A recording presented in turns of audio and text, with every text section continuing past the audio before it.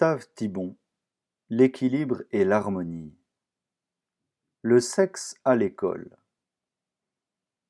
La scolarisation de la sexualité est à l'ordre du jour. Les éducateurs, j'ai vu afficher en grosses lettres dans un lycée le slogan « N'oubliez pas que vous avez un sexe ». Les législateurs, le Parlement français a voté à l'unanimité la création d'un Conseil supérieur de l'information sexuelle. Les hommes d'Église même, trop souvent prêts à compenser leur retard séculaire par un sprint final qui risque de les conduire au-delà du but, bref, toute l'aile marchande de l'opinion converge dans cette direction.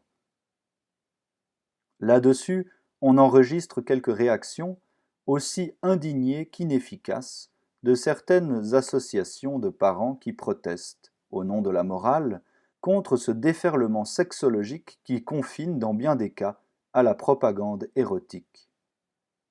Que faut-il penser de cette mutation ? Avouons d'abord que l'ancienne morale, qui laissait dans l'ombre tous les problèmes de la sexualité, ou ne les envisageait que sous l'aspect de l'impureté et du péché, n'a guère favorisé l'harmonie et l'épanouissement de l'être humain. C'est un lieu commun de dénoncer les refoulements et l'hypocrisie due au jansénisme, au puritanisme et même à la morale laïque, parfois plus intransigeante sur ce point que la morale religieuse. Mais ne verse-t-on pas aujourd'hui dans l'excès contraire ? Il est certain qu'une saine information sexuelle présente de très sérieux avantages.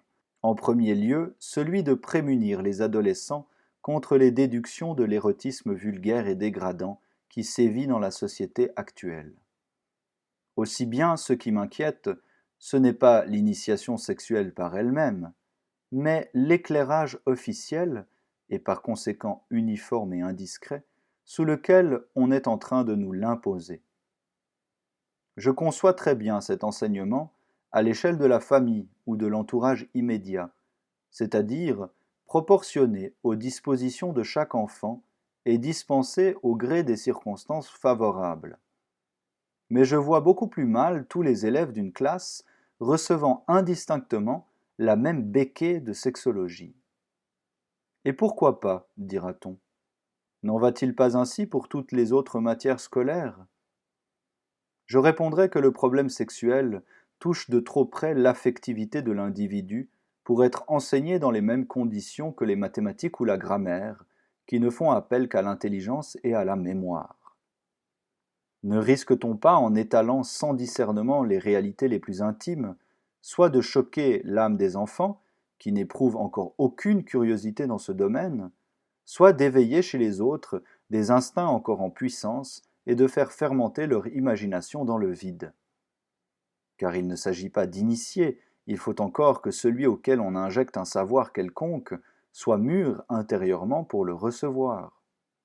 Sinon, on provoque des phénomènes analogues à ceux qui suivent l'ingestion d'une substance inassimilable, rejet ou intoxication.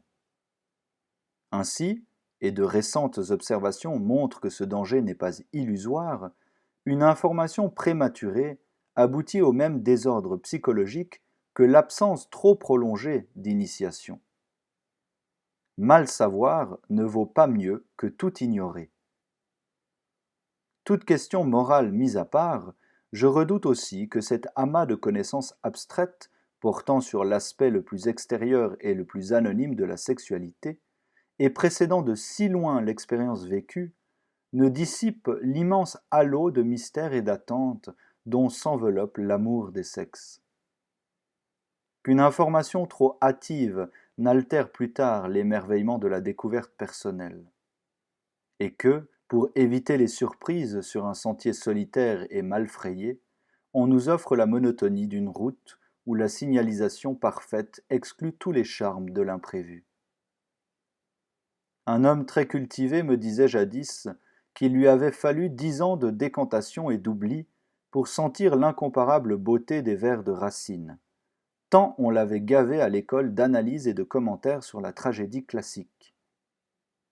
Le même phénomène risque de se reproduire avec plus d'intensité pour l'enseignement sexuel.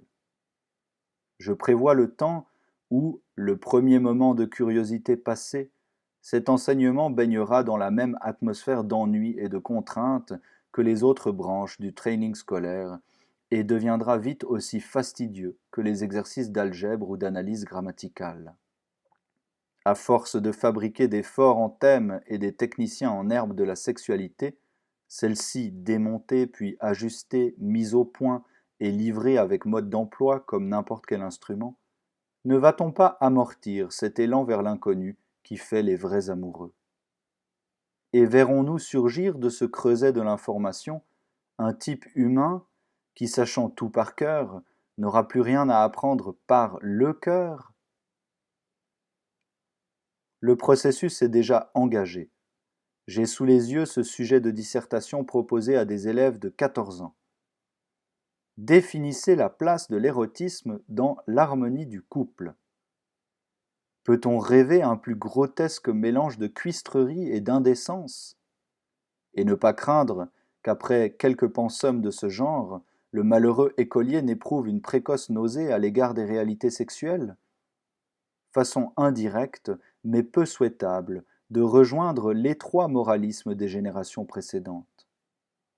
Après la sexophobie des anciens éducateurs, allons-nous vers une sexocratie qui achèvera de dessécher toutes les sources vives de l'amour?